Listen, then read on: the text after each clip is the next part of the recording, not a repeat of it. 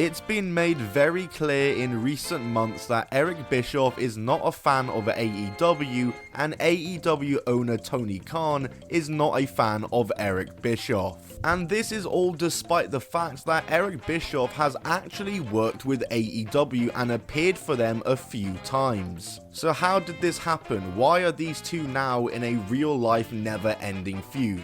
We're going to talk about that today, so like the video and let's talk about why Tony Khan and Eric Bischoff hate each other.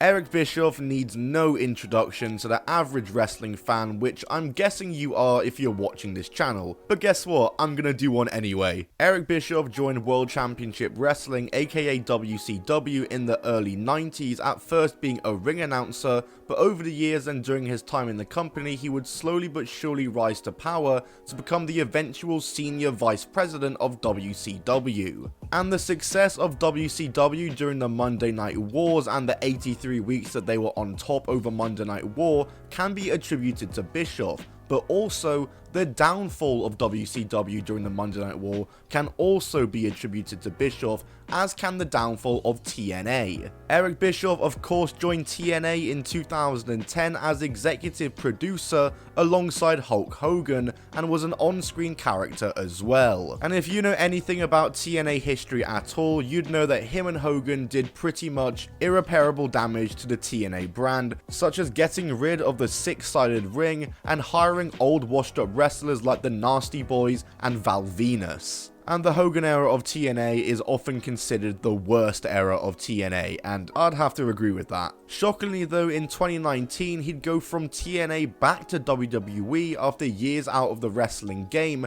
when he was appointed as executive director of SmackDown. It was a surprising move to see from the WWE, as Paul Heyman was also introduced as the executive director of Raw alongside him. However, Eric Bischoff seemingly didn't do too great a job as the executive director, as he only lasted 4 months before being replaced by Bruce Pritchard. And from Eric Bischoff's own account, he states that it took him about 6 to 8 weeks before he realized that it wasn't working out and he probably didn't belong being the executive director. And that's pretty much his history working in the office in wrestling. But following his time doing this, he would actually manage to make a couple of more wrestling TV appearances, but this time it was for AEW. As on the August 5th, 2020 episode of AEW Dynamite, he would appear on the show in a segment between Orange Cassidy and Chris Jericho, where he mediated a debate between them. And then on the October 28th Dynamite, he appeared again to host a town hall with Chris Jericho and MJF. 5 months later, he appeared again on the March 3rd, 2021 Dynamite as part of an Inner Circle press conference,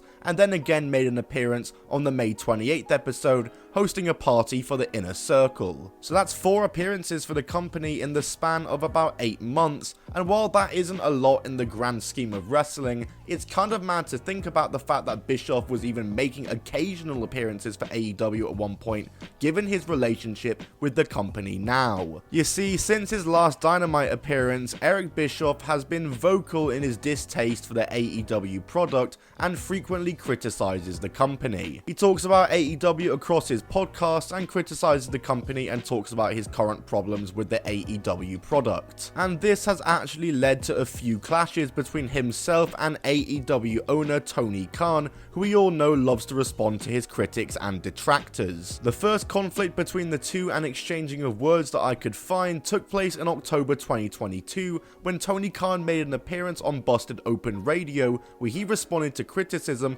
from Eric Bischoff that AEW didn't tell enough stories. And he responded by saying that it's hypocritical for Eric Bischoff of all people to ask why a match is happening. Eric Bischoff would then respond on his show by saying that despite the fact he hadn't listened to the criticism, he had heard about it and gave Tony Khan some advice on what to do with the product going forward, and saying that there still aren't enough stories being told and the stories that are being told are poor and just bad excuses to create random matches. And this was actually a pretty civil interaction between the two, especially in comparison into the interactions they've had recently, because let me tell you that it's really kicked off between the two during this year. It all pretty much stems back to the last year of the AEW product. 2023 was not a great year for AEW, probably AEW's worst year so far, and it garnered a lot of criticism, and Eric Bischoff was of course part of that, and he would talk about his critiques and issues with AEW on his podcast. And at the start of 2024, Tony Khan would feel the need to respond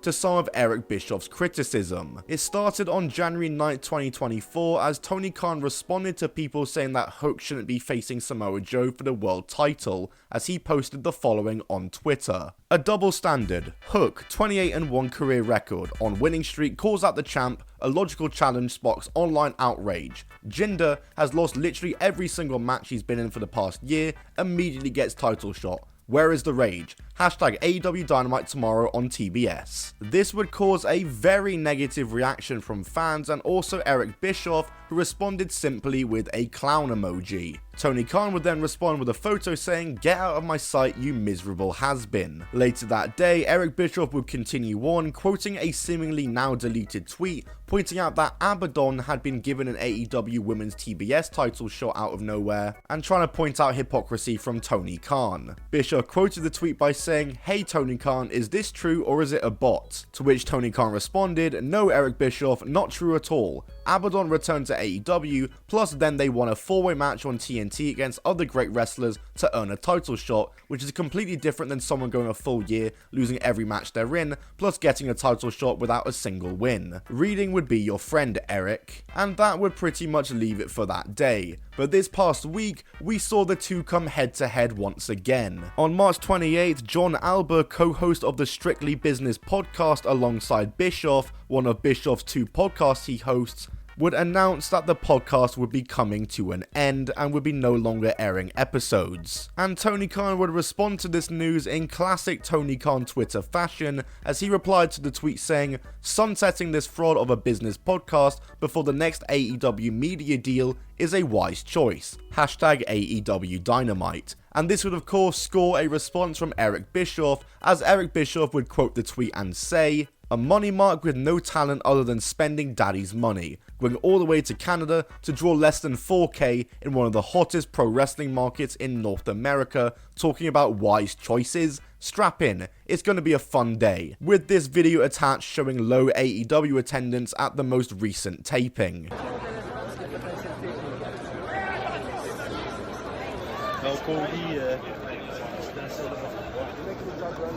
And later that day, he would announce his brand new show titled Wise Choices, the name inspired by Tony Khan's tweet. And he would continue on Twitter that day, first quote tweeting AEW's attendance, saying hashtag Wise Choices, hashtag AEW, hashtag Money Mark, and then quoted a tweet showing AEW's Dynamite rating saying, "Hey Tony Khan, check out my new YouTube show Wise Choices. We premiered tonight and had an amazing audience who had a lot to say. There are some nuggets in there that may help you get out your 55 straight week drought." By the way, we will be digging into your YouTube numbers very closely on Monday's episode of Wise Choices. Should be fun, and thanks for inspiring the series. 747,000/0.23, and that was pretty much about that. There was no further responses from Tony Khan, but I'm sure with this show that Bischoff has launched, and knowing that Bischoff and Khan both have Twitter fingers, we are definitely going to see some more interactions and petty arguments between the two in the future. I'm certain of it. It's crazy to think that AEW had Bischoff appear as much as he did back in 2020 and 2021.